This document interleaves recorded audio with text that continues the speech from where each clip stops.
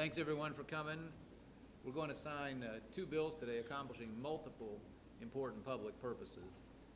First, we're going to sign Bill 1376, and following that, the repeal, phase-out of the Indiana inheritance tax. Let us take them in that order, and I'll explain them in that order. 1376 comprised a number of important public purposes, but the ones we want to highlight three of them today. First of all, it completes this administration's 8-year quest to bring full-day kindergarten to every Indiana family. And this chart here, I have to grade down the Department of Education. You get a B, Tony. The years were left off the bottom of this chart. But that's 2006 on the left, when only 14% of Indiana's 5-year-olds participated in full-day kindergarten. And we've moved that up as we could afford it. And now we've completed the job, and we now forecast it will be universally available without any additional charges. The bill prohibits school districts from, now that they're fully funded, from charging anything for it. And so every Indiana family, and that history says will be virtually every Indiana family that wants that full-day experience for their 5-year-old will have it. And I'm just very, very grateful to everybody. People in both parties have helped on this. And it hasn't been easy to do in difficult economic times, but the commitment to Indiana's children is very strong in this state. I'll remind you that Indiana already commits a higher percentage of its state budget, over 55 cents of every dollar, to K-12 education, and this is going to move that percentage up significantly. The highest in the country will become higher still. This bill does two more things that I want to mention. One of them is, both are related to the Automatic Taxpayer Refund. This, of course, makes Indiana a state that says at some point, when budgets are balanced and reserves are full, the state should stop collecting money and leave it with the people who earned it. We think it's a very important principle.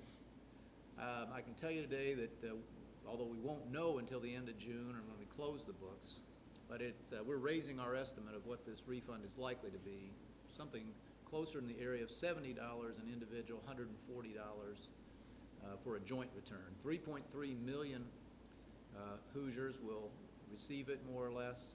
About 2/3 of those in a joint return, and the other third filing singly.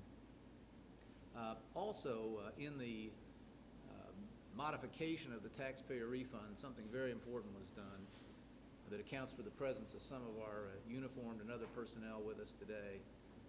We are using half of the resulting overage, that is the surplus beyond the stated level, for pension strengthening. And some of our smaller pension funds needed to be better funded than they were. So our state police, our conservation officers, our judges, and our prosecutors, as well as the teacher pension fund, will all benefit from the return of excess dollars, along with average taxpayers.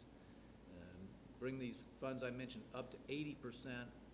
Indiana's already got the lowest pension debt per capita in the country, but we're not taking any chances. Make sure our retirees will always be able to count on the benefits they've earned. And so let's sign this one, then we'll talk about the next one.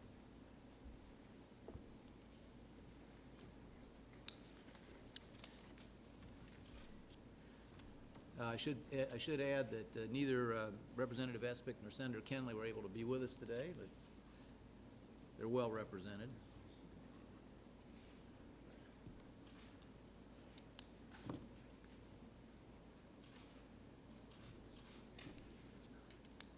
Brian, thanks for your leadership. Thanks for doing it. Tony, thanks for your support of Indiana's kids. Thank you very much. Next, we will make law Senate Bill 293, and this phases out the Indiana inheritance tax over a 9-year period. I want to thank groups who've been working on this literally for decades. Jeff Dybel from the bar says 30 years in their case, but the Chamber, the Indiana Manufacturers Association, in particular the Farm Bureau, on behalf of all those family farmers who have often had to sell the farm simply to pay the inheritance tax. The same thing has happened in far too many small businesses. Barb Quant from the NFIB is here.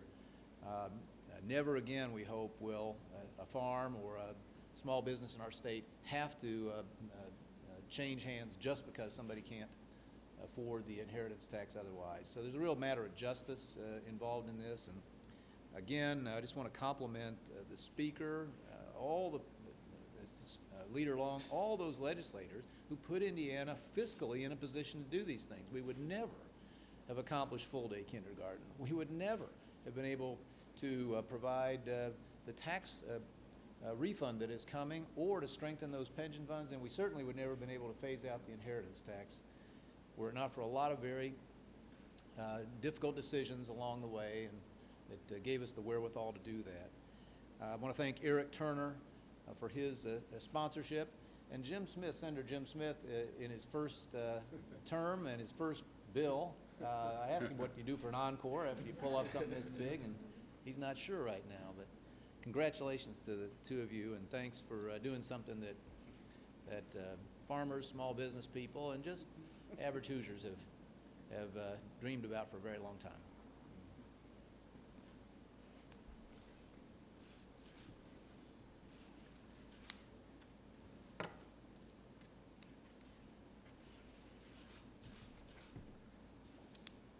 Jim, nice job. That's a little souvenir for you. Great work. Thank you. All right, there you go, Eric, for your collection. Thank you very much. Thanks an awful lot. Thanks. Good job.